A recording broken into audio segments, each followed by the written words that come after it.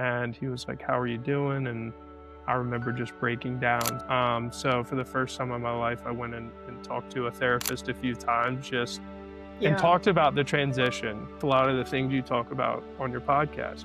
You've had this Yeah. identity your whole life. You know, you're coming up on this final season. You're not going to be the starter. And now you're having to look at it. Okay, this is going to end in a few months. What are you going to do with your life? Welcome back to the Now What podcast. I am your host, Sierra Stout, and I am joined by my guest, Evan. Evan, thanks so much for joining me today. I'm excited to hear a little bit more about your story and your background. And so I'd love for you to just kind of dive right in and share what sport you played and how long you played it. We'd love to hear that. Yeah, thank you again for having me, and excited to share a little bit more about the story. I know when you reached out, it definitely was something that hit home with me, that transition that I went through a few years ago, and even through some career changes. But yeah, I'm Evan. Evan Sheriffs. I played football at the University of Miami, and then at UNC Charlotte during grad school, and then transitioned from there into working with some startups and then starting my own company. And then now, over the last few months, have transitioned into more of a traditional or corporate role. So I'm glad you had me on because I definitely want to talk about those transitions from sport into the real world. But even when you get there, sometimes you hop around and are searching for your identity in these new places. Mm-hmm. So yeah, thanks again for having me on. Yeah, absolutely. No, I think it's so good, and a big reason why I even started the podcast was because I felt like when I had everything come to an end, I was just like, "Why is nobody talking about it?" And I felt really lonely. I still sometimes do. So even this and having people on is a sense of community to just know, like, hey, you're not going through this alone. But obviously, you said you played football, so take us back there a little bit. I'd love to hear more about kind of like what role you played, how that was for you. I know you mentioned kind of finding your identity again. Um, yeah, just was your identity wrapped up in your sport? Mine definitely was. So just would love to hear some backstory. Yeah, I would say from a pretty young age, my identity was wrapped up in being a quarterback. Early in high school, I grew to be about 6'5", and my grandfather had played college football. My father played college football. My older brother, was a quarterback in front of me. I was his backup initially in high school. So, Dang, you and he have the got a, root. yeah, and he, he won a state championship, first state championship in school history, got a scholarship to play at NC State, later played at Dang. UConn as well. So, growing up, even in middle school, my dad was kind of looking around, okay, what's the best high school to play sports as well as have has kind of a good academic track record. So my brother and I ended up moving to a town over to play football. So it kind of, even from an early age, it felt like, okay, my purpose, even in high school, was to go to this school, kind of follow my brother's footsteps, and play quarterback. So yes, I focused on academics and did well on that side, but really it felt like a purpose for my life was, hey, go do the, or maybe not life, but that phase of my life was do as well in sport as you can, get a scholarship if possible, go get an education based off of your academic record, but the foot in the door is the athletic side. So ended up getting a scholarship to the University of Miami. That was an incredible experience. Yeah, it's amazing. It was tough because, the first year I get there, our coaching staff gets let go. There's a coaching staff change. So going into my second year, I'm already on to another staff. And, proving yourself in that way is tough. They're always trying to recruit their own guys. And there are some guys that are just way better than everyone else that are already there, playing for the team, and the coaches come in and kind of lean into those guys. But I was always a guy that, um, I would say I had the skills and capacity to play well, but maybe the physical side wasn't naturally there as much. It took a lot more extra work. And anyways, it gets to, yeah, my last season there, kind of midway through the season, I kind of knew it was time for me to leave. I had been in the starting race to play quarterback there during camp, hadn't won it. We're having an incredible season. There's no sign of the other guy, um, being benched or anything like that. And it was great. I could be there and support him, but of course, it's weird being in those type races because you want the team to do well, but you also want your personal opportunity. So I ultimately realized at the end of that season, okay, I need to go somewhere else for an opportunity. They were bringing in a couple more of their own guys. So luckily, finished my undergrad degree there, and I was like, okay, I have 2 years left of eligibility. Where can I go now? And ultimately landed on UNC Charlotte, which I originally had visited just as it was. I'm originally from Athens, Georgia, and I Okay. visited just to see, hey, like this is up the road. Would it be of interest? And then I fell in love with the city of Charlotte and ended up here. And then as I'm here, you know, the first season again, I come in, this kid from Miami, high expectations. I stepped even more into um, that identity because the coaching staff was kind of on the hot seat and they needed a winning season really to save their job. So I stepped in and initially had a few injuries and didn't win the starting job partially due to the injury stuff. And partially just I wasn't ready. I mean, I ended up with a torn ab before the season started, so, um, Things were coming your all way. of the things, I was finally in this new place, I was finally ready, um, I felt like to have my opportunity, and then my body just started to give out, and I ended up getting an opportunity later in that season to start a few games. Um, and by then, I mean, we ended up 5-7. That staff was let go. And then I'm on to my fourth coaching staff going into my final season. So, well, it's a bit long winded here, but it felt like each of those seasons was its own battle in Yeah, that journey because it was either a new coaching staff or an injury or something um, or a transfer. So, yeah. going into my final season, I was like, "This is it," lean more into it. This is my final shot, and got a concussion that spring ball, so was a little behind the 8 ball, and I remember Mm, the quarterback's coach at the time, grabbing dinner with him to catch up, and he was like, "How are you doing?" And I remember just breaking down. So we went back to his office. We talked about, I mean, things going on in my personal life, things going. It was the first time I'd really opened up about something, and that's when I think I finally accepted that there was all of this weight that I had been carrying. So for the first time in my life, I went and talked to a therapist a few times, just and yeah, talked about the transition. She was like, "Hey, you're you've had this identity your whole life. A lot of the things you talk about on your podcast, you've had this yeah, identity your whole life. You're coming up on this final season.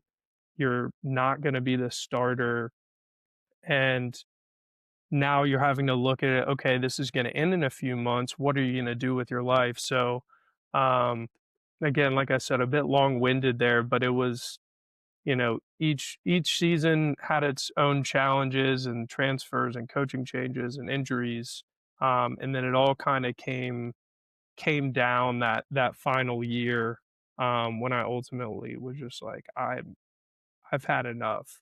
But I will say about that, just because you've had enough doesn't mean you're ready for the next phase of life. It was like, okay, I'm ready, and then stepping into that new phase had its yeah. own challenges.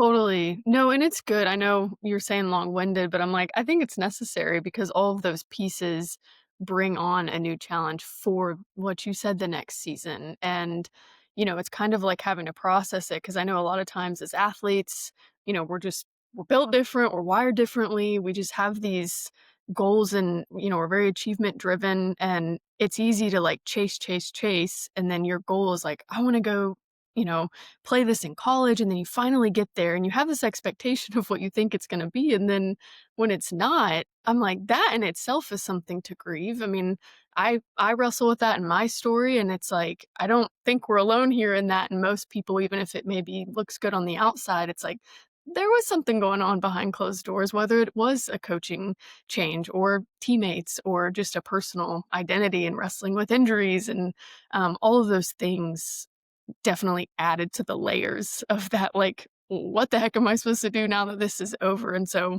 I'm glad that you spoke to it all. And I know that in there, kind of like having that feeling, besides that like breaking moment of seeing a therapist, do you feel like you just held on to that and, like, channeled your emotions in, like, more negative outlets rather than positive ones? Or, kinda what was that like for you?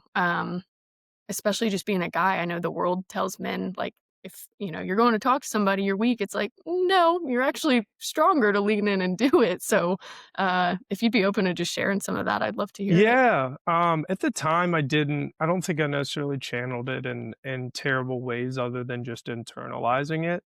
Yeah. And like you said, as a man, especially in sports, and I think in my case, playing a position, quarterback, where you are supposed to be the most confident guy on the The it field, guy. That's what and the movies tell yeah, us. you're not supposed to sweat.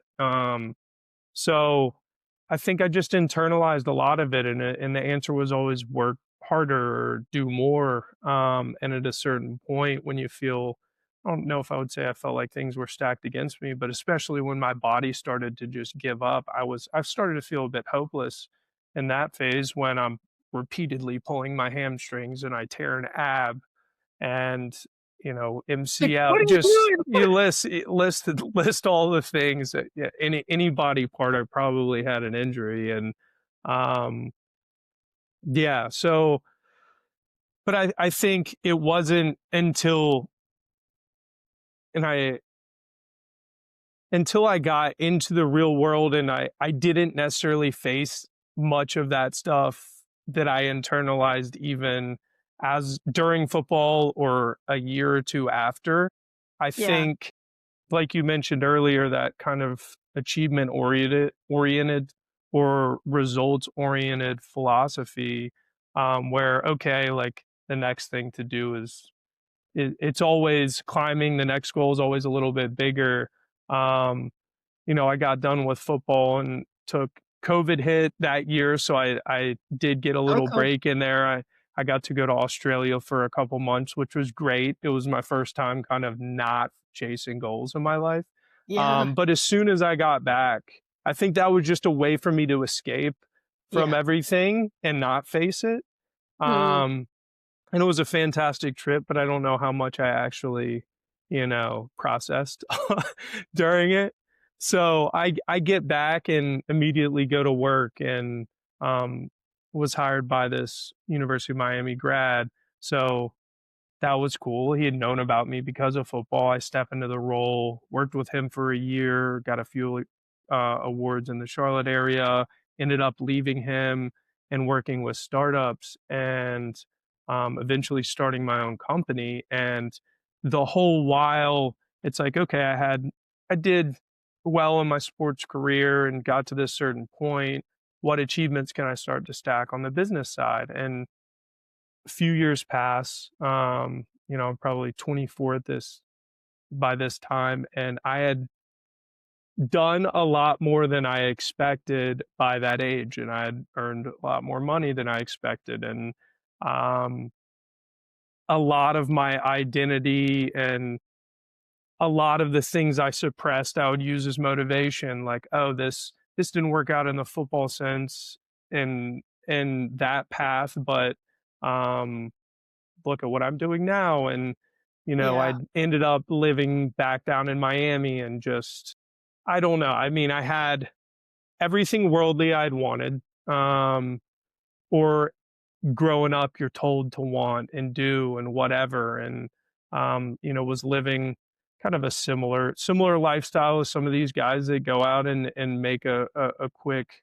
or big check when they get to the league and finally get drafted. Like, Yeah. um, so I was just living a life of, yeah, everything that I had thought I wanted in life, and then I realized how empty I was, how much my health had taken a hit because of just constantly working myself on, a work bender for 2 weeks, and then to decompress from that, going out with friends for 3 days straight, and really just burning the candle at both ends. And I think when a lot of people get done with sports or whatever their identity was, um, and they don't know what to do, I mean, they try to stay busy or they try to channel it in different ways and don't actually think about um, and process that loss. There is grief involved.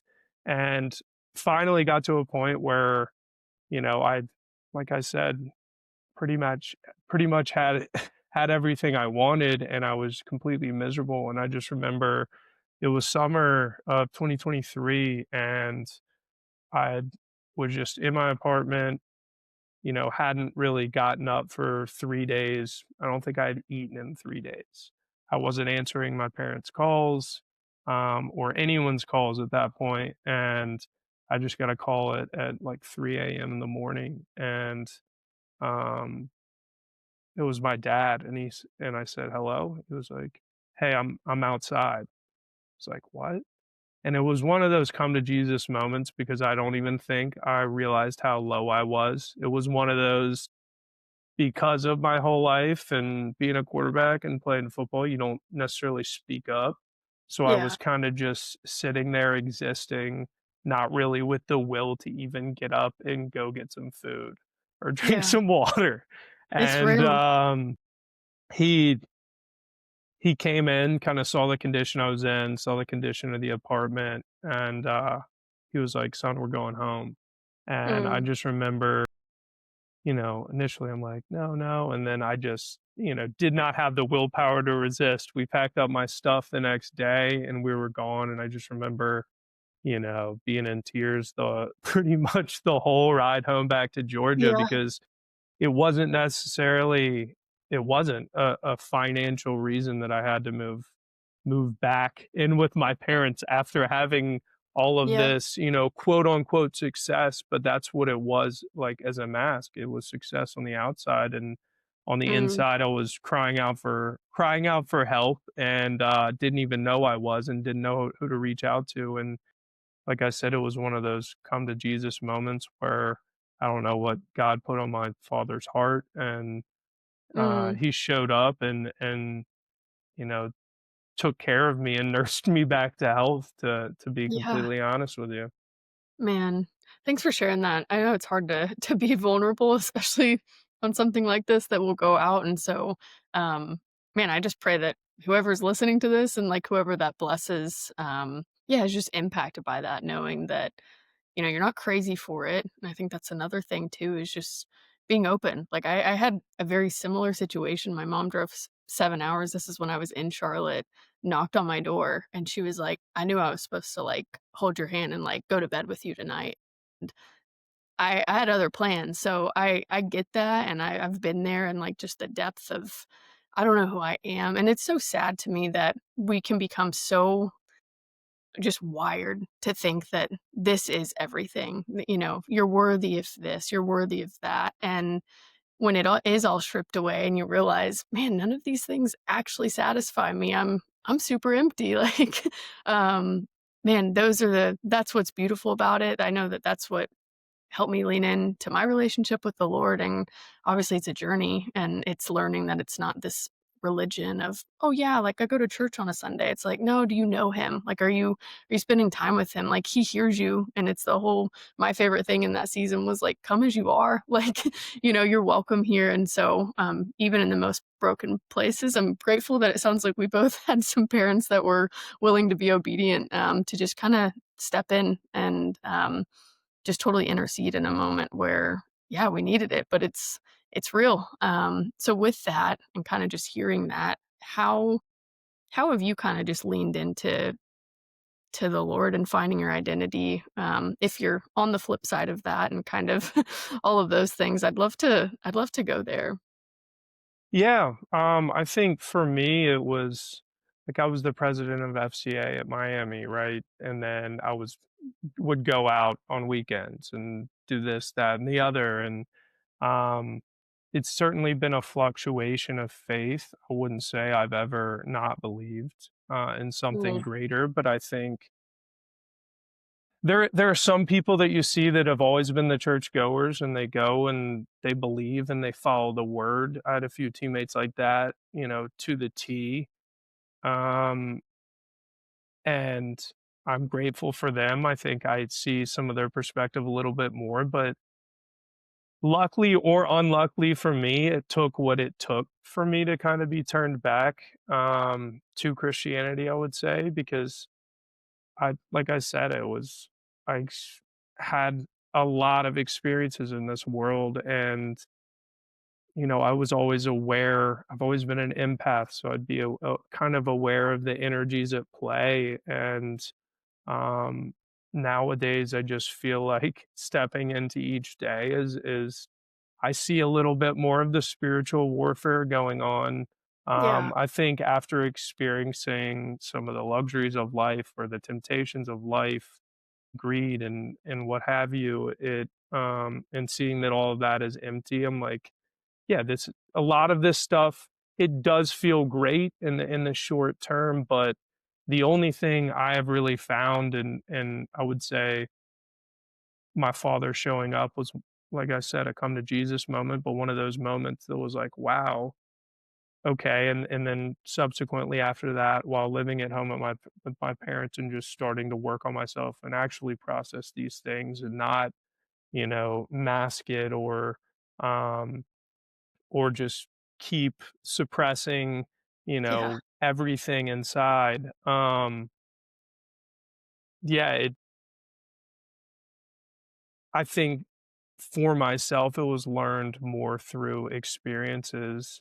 And that I say to people now, I have the gift of perspective. I've done a lot of things, mhm, and I'm it's 28 good. now, and have done a lot of things in this life that I don't think many people my age have done, and I'm grateful for that. I've put myself in some terrible situations, and the gift of perspective allows me to, um, and the gift of yeah, the perspective of those experiences of just being able to share that with someone that may be in a similar position, and that's why I wanted to come on here and kind of be Yeah, open and honest about it because I think had it been a year and a half ago, I don't wouldn't have been able to talk openly without bawling and breaking down about it yeah, all. But I'm very grateful every day. I'm mm, grateful that I can, I wake up, I hit my knees, I pray before I go to sleep. Is it do I forget some days? Yes. But yeah, that's where, we're human. the newest piece of my faith has come in is just having grace with yourself. Yeah, It's okay, there is that every day it felt like back when I was playing sports or growing up, the next day has to be better than the last, or I'm not making progress. Whereas, you know, I may go for a 2-mile run today. Tomorrow I wake up, I'm really not in a great mental space. And it was a win just to, walk to the corner store to get out and pick up lunch or dinner instead of ordering, Uber Eats or Postmates. Like you have to looking on a longer time scale, you can't get so mad at yourself over those little things. Like you want to keep those promises to yourself that you're going to do certain things, but one workout missed out of 10 isn't going to kill you, and you shouldn't allow that to then let you spiral into not working out the next day because you're talking so like my self-talk has become so much better. My motivation when I was playing was, you know, you're a piece of crap. You can't yeah, do this. And it was channeling just this guilty. intense negative energy. And then there was like a release at it. If you achieved it, then there was a release on the other side. It's like, no, that wasn't true. but now it's, hey, you can do this. Hey, you're, the self-talk I have now, it's just, it's a daily practice and weekly practice and takes continuous when I think you're one of those high achievers or you did do something previous, whether it was sport or something else, where you did it to the highest level. I love it, and I think something that I heard recently too of kind of walking out of that season of athletics and into this one, I know you were kind of hinting on it there, but it's the aspect of like, well, why don't we channel the same energy that we did working so hard towards our sport and do that for just ourself, like our well-being, and like you said, and a part of that is grace because it's like, no, every day when you went to the field, like, you had off days, and that was okay, and, like, I played golf, so it's like, yeah, I'm gonna have a really bad round and be like, "What the heck just happened?" And it's like just extending the grace to get up again the next day, and it's not like, "Well, I'm never gonna go play golf again because I shot bad today." It's like, "No, I'm gonna go and continue to work harder and figure out, what went wrong." And so, I think just as an encouragement too to anybody who's still hanging with us here is just, yeah, lean into that. Extend grace to yourself. What this might take 5 years, it might take 10 years. I know there's people, in my circle who've been removed from athletics for over 30 years, and they're like, "I never unpacked it, so I'm still dealing with it." So, unpack it, like, it's not gonna be fun, but that's the, like, point of community and, again, having this and being able to lean in is because 'cause you're not crazy.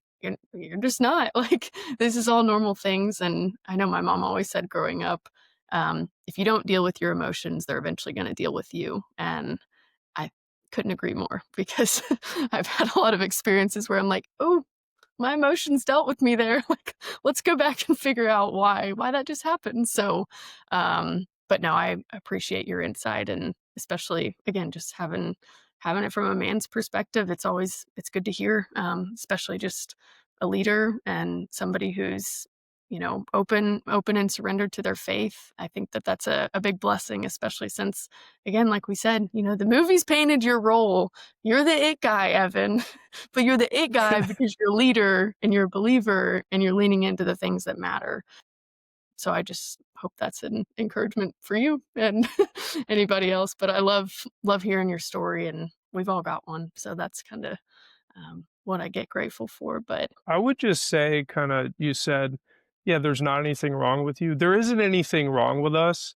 I think mm, we are built a little bit different. And to play at a high level, even getting to college, especially the guys, if you get in the pros, like you have to be obsessed about it. So yeah, naturally, a lot of us are obsessive people. And I think, what I've realized is just whether I'm channeling that obsession into work in workaholism or whatever I'm gonna do in life, I'm going to do it all out. So yeah, just since my sports career, I have learned to kind of reel back and figure out when enough is enough and listen to my body instead of like when we didn't have the option of missing a workout. Like, okay, my yeah, body is wrecked right now or I'm exhausted and I don't feel like going to this thing, that's okay. Everything we yeah, used to do was required. Now right, it's like, hey, people aren't going to be that offended if you're like, hey, look, I'm not feeling up for it, and be open about it. Don't make an excuse. Hey, I got to go do this or that or double scheduled. Like, hey, look, not feeling up for it, and that's okay. But yeah, just we are built a little bit different. We are pretty obsessive people, and that's okay. We just, in my eyes, it's a superpower when channeled the right way. mm, that's good. I'm glad you added that in there because the mic drop there, a little moment. Yeah, I was looking for a clippable moment. Hey, you got it there. Oh, man. No, I couldn't agree with you more. I think that it's necessary that you said that and you added that in there. So I really appreciate it and appreciate your time. So we'll start to wrap things up here. Again, everybody, if you would like to follow us and connect, if you ever need somebody to talk to and reach out, you can always click down in the show description and send us a DM there. And if not, we'll see you guys on the next episode of the Now What podcast.